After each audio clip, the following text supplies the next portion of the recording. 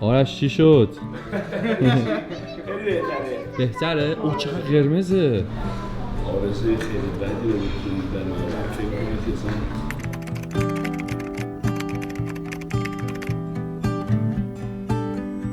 که عنکبوته؟ زنبور هم نیست. نه عنکبوته. 4 روز تا مسابقه. 5 روز. 5 روز. من میگم پنجشنبه، جمعه، شنبه، 4 روز. 4 روز. آره. امروز تمرین نکردی؟ متاسفانه اصلا نمی‌تونم راه برم. نه کاردیو نه تمرین اصلا نمی‌تونی. هیچی. من دیشب ساعت 2 خیلی درد داشتم میگم بچه‌ها منو برن دکتر برای تحمل کردم. یه صبح زود پا شدم اینور اونور با کینگ صحبت کردم اون حتما برو دکترشون اصلا اینجوری که نمیشه که بخوای دکتر نری چیزی باید بری دکتر. منم ضرب العجب رفتم واکینگ انجام دیدی دکتر نسخه و هیچ چیزی شما به شما مسکنی نمیده. معطلی. ساعت 8:09 ما تا 1:02 دکتر بودیم تا تکلیف پا مشخص چه چیزی منو زده بود چه دارویی باید مناسبش باشه. حالا به من گفت تا 3 روز هم دارویی گفت خوب میشی مطمئنا. اون یعنی گفت این چیزی نیست که بخوای تو رو گفت بعد همون شب اول این تازه مراحل خیلی قشنگه که تو چجوری رفتی ورزش کردی این داستان. عجب یه بار دیگه نشون میدی؟ هنوز قرمزه. آره داغ خیلی الان خیلی بهتر شده. داروهایی که داده کار میکنه. چی داده؟ ببین من یه نوع قرص مسکن داده و یه قرص کورتون داده ضد حساسیت و یک نوع قرص چک خوشگان. آره. فردا تمرین رو داریم. من 100% تمرین شاید پا نتونم برم ولی بعدش میخوام دوچرخه بزنم به جای پا. تنها کاری که میتونم کنم اینه ولی سعی میکنم فردا یه آپر بادی بزنم بک بزنم چست و سرشون هم باش درگیر کنم. تمرین فردا با هم. آره اصلا شک نکنید من اون استیج لعنتی هستم. برو که رفتیم. بچه‌ها فردا 2 تایی تمرین می‌کنیم. برو بریم آرش. Let's go. صبح بخیر.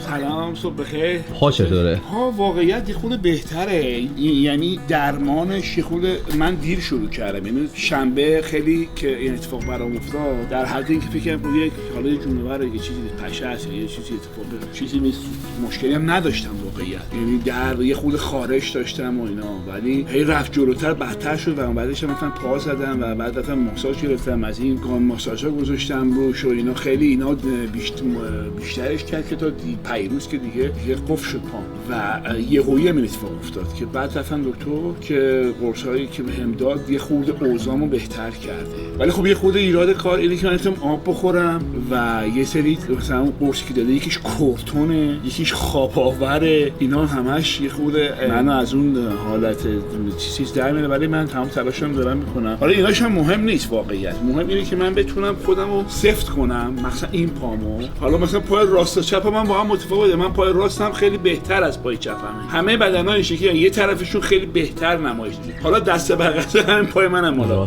آسیب دیده اب نداره. دفعه قبلم که داشتم میرفتم تورنتو یهو تو هواپیمای کانادا ایرلاین دیلی شد و بعد کنسل کرد و غذا گیرم نیامد و رفتم غذای عجیب غریب خوردم تو فرودگاه و خلاصه رسیدم ساعت 7 صبح تورنتو همه چی به هم ریخت. به این نتیجه رسیدم که هر وقت که قرار باشه یه چیزی پیش بیاد که بخوام باش مبارزه کنم اتفاق خوب توش در نمیاد. دکتر بهم گفتش که تا فردا این روالو برو. من با خودم و با مایچه هام چون فرماندهشون منم باشون صحبت میکنم که منو همراهی کنن این مسابقه رو هم برم بعد بهشون آرامش میدم مطمئنا ولی دیگه یه وقتایی هم که نمیشه که دیگه باشون بیشتر از اندازه چون من میخوام برامشون نتیجه بگیرم. واقعیت حالا گفتم همیشه من فارغ از نتیجه هستم ولی اینجا شهرمه خیلی برام بده که بخوام مثلا نتیجه خوبی توش در نیاد برام و همه چیزی هست و خودم خیلی خودمو حس میکنم تو زمان شرایط خیلی خوبی ام و دوست دارم واقعا توی مسابقه شرکت کنم و نتیجه بگیرم. تمام تلاشم دارم میکنم. دیشبم کلی باهاش حرف زدم با هم صحبت کردیم و قول داد که منو همراهی کنه.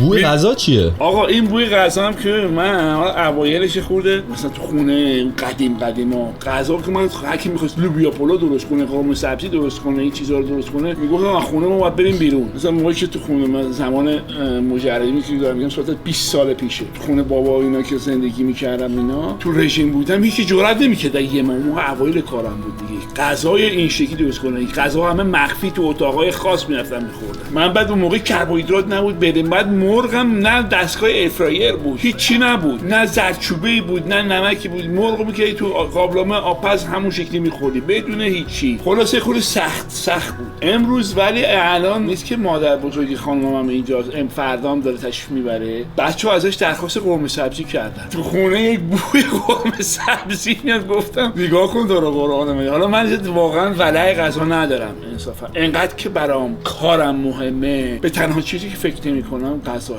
و چون دوست دارم این مسیر ادامه پیدا کنه، من معمولا بعد از رژیم شاید حمله کنم به غذا، ولی بلافاصله برمیگردم سر جام. ولی این سری کلا میخوام یک بار که به اتفاق میخوام بریم اونم یه فیلم درست کنیم، یک بار برم بعد از غذای غیر چیز بخورم، حسی بخورم، حالا همبرگر یا هر چیزی که هست. بعد از اون دوباره برمیگردم رو دایت، نه دایت مسابقه، دایتی که مخصوص آف سیزنه. اونا رو برای بچه‌ها به نمایش میذارم که اونا هم براشون مفید. بریم بترکونیم. این پا با من همکاری میکنه، مطمئن باش. ما اومدیم باشگاه و طبق معمول EAA، گلوتامین، کمی آبم بسیار کم شده و امروز هم یه وارم آپ داریم همراه با آراد. میخوایم یه تمرین حرفه‌ای بکنیم. بالاتنه رو میخوایم بترکونیم. برو بریم. امروز میخوایم بریم با مستر توپک. هرچند که این بسیار درد میگیره الان، ولی ما مرد درد میگیره، چاره ای نداریم بابا. درد چند تا سته؟ 3 تا.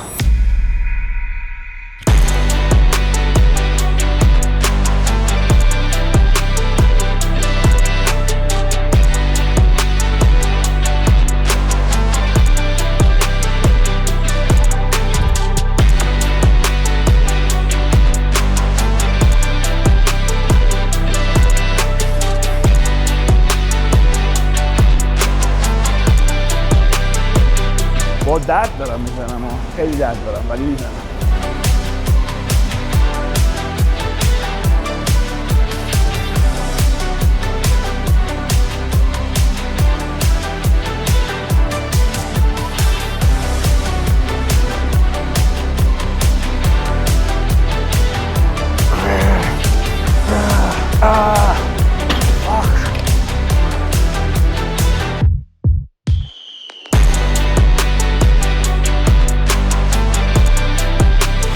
هر وقت یاد گرفتن بزرگی یک نفر رو تعریف کنن، خودشون بزرگ میشن. هر وقت نتونستن ببینن یکی بزرگتر از خودشون رو، هیچ وقت بزرگ نخواهند شد. همیشه برای بزرگتر بودن و برای اینکه خودت نمایش خوب داشته باشی تو این دنیا، آدمای موفق رو همیشه تشویق کن.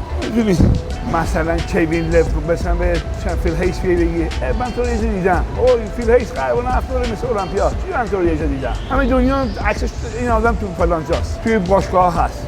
چی میخوام بهت بگم؟ یا هادی چوپان یا خیلی دیگه که قهرمانن. اصلا هنرپیشه‌ها، ورزشکارا، فوتبالیستا، نگاه اون شکلی نباید باشه. تو باید مسیری که اون رفته رو الگو برداری کنی، از مسیر اون امتحان کنی، شاید بزرگتر از اون بشی. موفقیت از آن کسی که همیشه موفقا رو تشویق میکنه.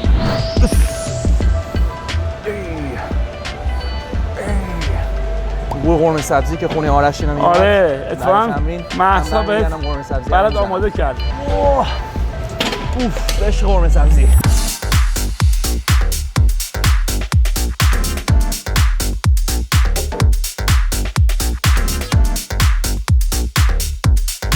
واقعیت دو سه تا چیز برام الان هست. واقعا هیچ چیزی جای سلامتی رو نباید بگیره. هیچ چیز تو این دنیا اجازه نداره که شما رو از مسیر سلامتی بدور کنه.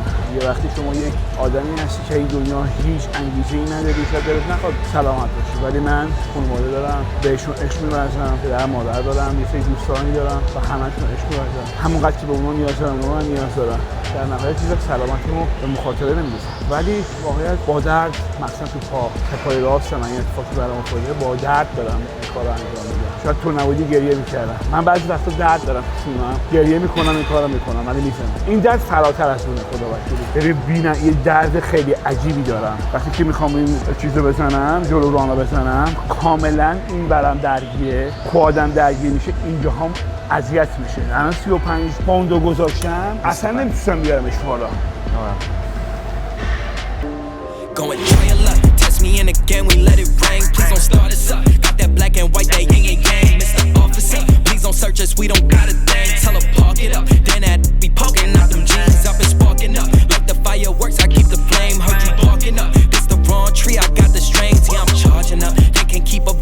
بچه من اینجا نخودی هم، من اینجا فقط پیام بازرگانی هم. ای بابا ماشاءالله. Yeah, we grew up in the hood, no suburbans. If I say I need my money, then it's urgent. Yeah, they want me to quit. Yeah, they want me to shift. But as long as I'm alive, we gon' keep on making hits. While they steady shooting bricks, man, it's lit. Yeah, it's lit. Me and Dale back to back, and yeah, I'm dishing the assist. Yeah, they try your luck. Test me in again, we let it ring. Please don't start us up. Got that black and white, that yin and yang. Mr. Officer, please don't search us, we don't got a thing. Tell her park it up. Then that be poking out them jeans. I've been sparking up. Fireworks, I keep the flame. Heard you barking up. This the wrong tree, I got the strings. Yeah, I'm charging up. They can't keep up, got them looking drained. Now they یه توضیح راجع به کل حرکت امروز میدی؟ ما امروز فقط می‌خواستیم بالاترین کار کنیم. من تو بعد روزا خیلی این اتفاق برام افتاد، من پا می‌زدم. تو حرکتی پام زدم اول کار. پشت رومو زدم، نشسته و ایستاده و جلو روم. تو حرکت زیر بغل می‌زنیم، دو تا حرکت سینه، دو تا حرکت شونه، یه حرکت هم باز و پشت باشه. این کل امروز.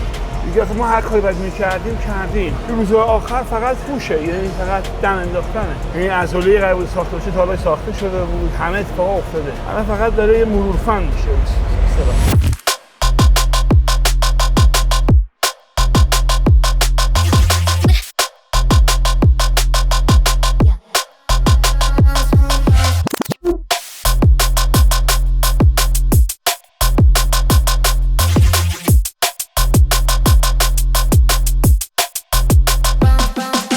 حرکتمون که حرکت بعدی ما سوپر ست دستگاه هایرو سوپر پولوان که اینو سوپر ست میزنیم 10 تا و 10 تا 3 تا حرکت هم اینو انجام میدیم. سعی کنیم با تمرکز کامل کار انجام بدیم، یعنی که کشش پایین و بالا خیلی با تمرکز، یعنی بیشتر فوکوس کنیم روی حرکت.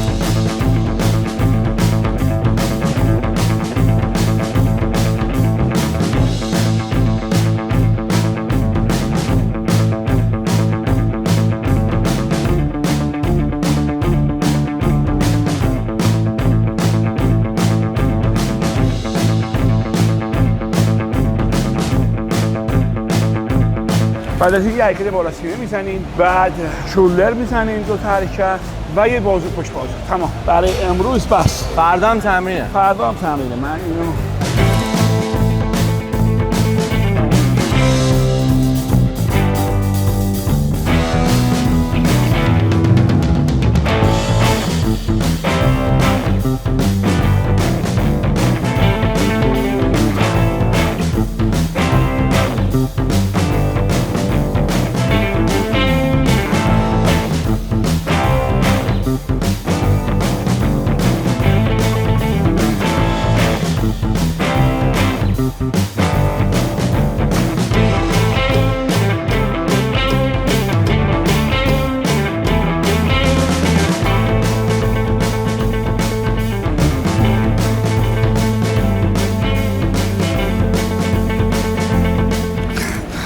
دستگاه به من خیلی بهتر حال میده تا اون دستگاه. حالا حالش به این ترتیب که تفکرم اینه که انگار که مثلا این سرشونه رو میزنم خب اون کارم این کار انجام میده، نمیندازه که شونه‌ها وسطشون.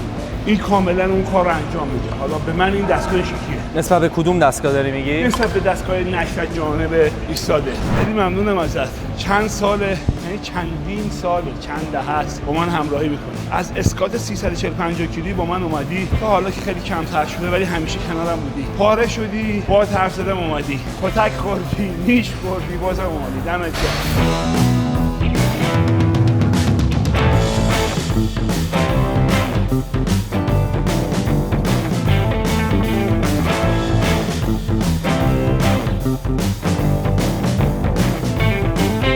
آقای به آرش گفتش که بردی، منم واقعا فکر میکنم میبره. Yes you will. بزرگترین حالش برای ورزشگاه اون تعریف و تمجیدی که ازش میشه، یعنی واقعا این از 1000 جایزه بهتره. این که توی باشگاه میاد اون آقا با اون خانم با اون آدم مسن جوون و پیره میگه تو چقدر خوبی، چقدر عالی، تو پر از انرژی میشی، پر از انگیزه میشی برای که به چش یه نفر خوب اومدی و تو میشی برای اون یه الگو. و همین که تو برای یه نفر میشی الگو، آماده سازی یک ورزش و یک فرآیند سلامتی رو براش به وجود میاری، این تموم کار عالیه.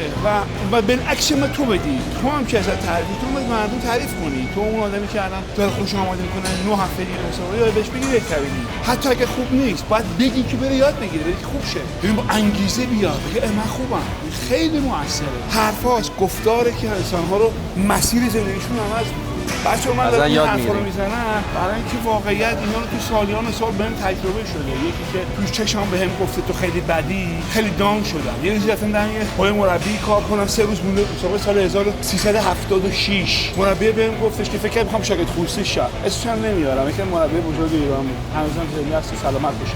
بعد اول که اوه چه دکلی، چه به اضافه، چه گردن کلفتی، ما به اضافه 90 بود. ما لخ شدیم نمیدونم که مسابقه دادم تیمشون. خب مسابقه تیم کی گفت اون تیم مسابقه تو بدن نیستی؟ اصلا من مردم، تموم شدم.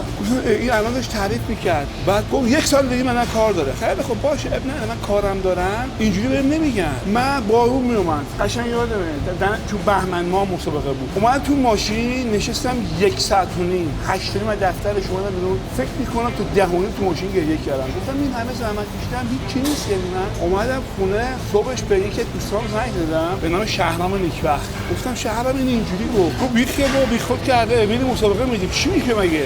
همون که میری مسابقه میدیم من رفتم اونجا تو تهرانی اومدم جزو 6 نفر. همون یک کلمه حرف که اون گفت و اون شد تو فاصله 3 ماه من رفتم تو شهر خودم اول شدم، تو استان قزوین اول شدم. اومدم رفتم مسابقه انتخابی تیم ملی.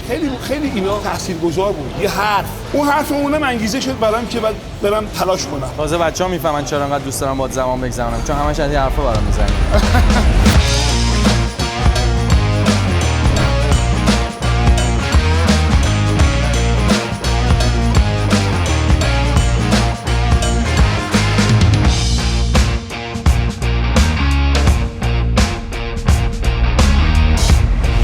دیدی؟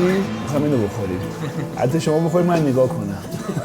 صبح همه اینا رفتم بیرون، من اینجا بودم گفتم خدا آخه این چی میگه، بوی قرمه سبزی چی بدم تو رژیم، دیوونه کننده ترین قسمت زندگیه. من فردا امروز خب من هنوز لوکرم و تا آخر شب غذا من سینه مرغ و بعدش میشه ماهی تیلاپیا و همه اینا بدون کربوهیدراته، ولی از فردا نوع روش غذام کامل عوض شد. چیزی که شهید کمالی بهم داده که از صبح که اولین وعده‌ای که شروع میشه خواب پا میشم شروع میکنم خوردن 8 اوز میشه لین استیک و 150 گرم رایس بدون نمک بدون هر چیزی، یعنی کلا نمک قطع.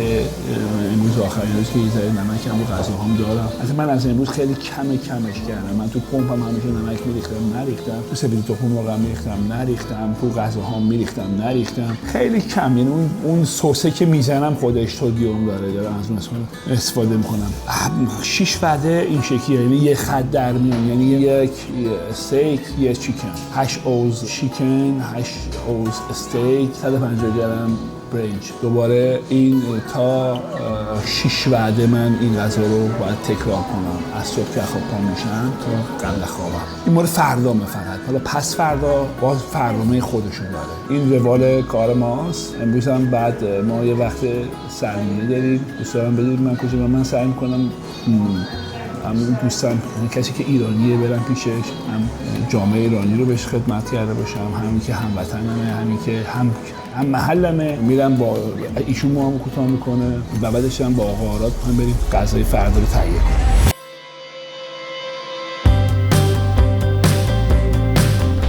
سلام خوشبختم خوبید قربان شما. پدرام بچه محل دوست ایشون فقط دوستم نیست، هم بچه محلمه، هم حالا که ایرانیه، یه دقیقه ما فاصله داره.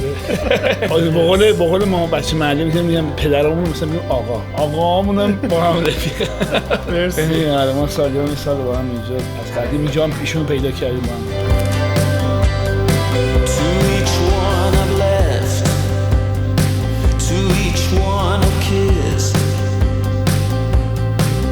I'm falling for the shadows in the deep.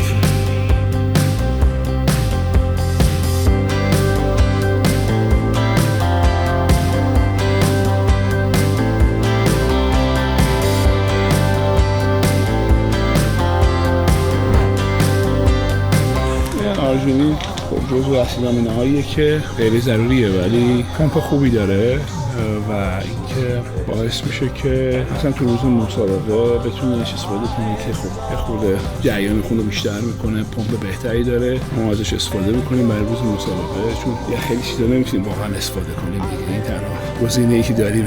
و واسه من عاشق این جهان. ببین میام یه وقتایی الان که دیگه تو اینا رو نمیتونی 20 صبح عشق منه، یعنی مثلا میام میریزم روی اوتمیلم، روی نمیدونم سفید تخم مرغم، این سسام که خب سسایی که میتونی استفاده کنی روی غذاها استفاده کنی. باله چرا بعد مسابقه دیگه الان همش اینا دیدنیه.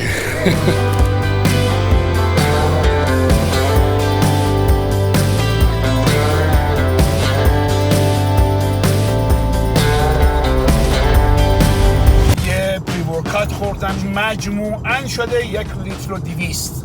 اوکی، یک شنبه مسابقه است. اوکی، فردا و پس فردا بعد کربوهیدرات رو بندازی بالا. با چی شروع کنم؟ با همین کریم ویت شروع کنم؟ برنج و مرغ؟ ببین فردا میل استیک با پلو سفید. دومین میل سینه مرغ پلو سفید. همین جوری تمام روز اینجوری برو جلو. استیک سینه مرغ. یه دونه استیک و رایس، یه دونه چیکن و رایس، یه دونه استیک و رایس، یه دونه چیکن و رایس. همین جوری all day برو جلو. اوکی. چشم. هیچی نمک دیگه نذار رو غذا. اصلا از امروز نمک رو خیلی کم کردم. کلا قطع. خیلی کم نه. زیرو. فردا زیرو. اوکی فردا زیرو. دیگه پری ورکاوت و شیک و اینا دیگه تموم شد. بله. تموم شد. ترینینگ هم که اگر میخوای فقط پمپه. فردا فقط پمپ. That's it. آبت فردا فقط 2 لیتر. 2 لیتر. All day. از اون موقعی که بیدار میشی تا میخوابی فقط 2 لیتر فردا. اوکی چشم. قربونت استاد، چاکریم، دستت درد.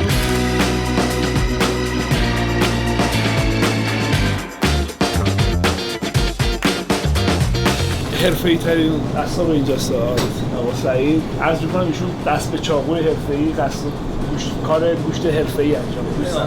به شما ببخشید همه چی هم داره. ببین مثلا زبان من کار کردم باشه بلدم درست کنم. کله باشه با یه بعد درست کنم. آره.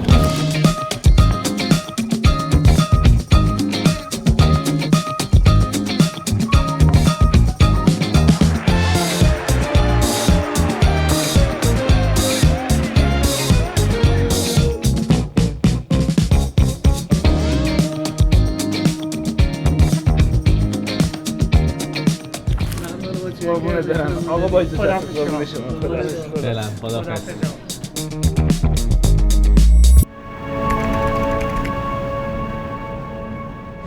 بچه‌ها خوبی؟ امروز من که خیلی خوبم. امروز آخرین روز تمرین منه و فردا روزیه که بایستی برم برای مسابقات و پس فردا روز مسابقه است. امروز من یه تمرین خیلی سبک لایت دارم که اصطلاحاً آپر بادیه، یک فنه و نیاز دارم که تو خودم باشم و خیلی با آرامش این کار رو انجام میدم. تو اتاق فیگور دوباره میبینم.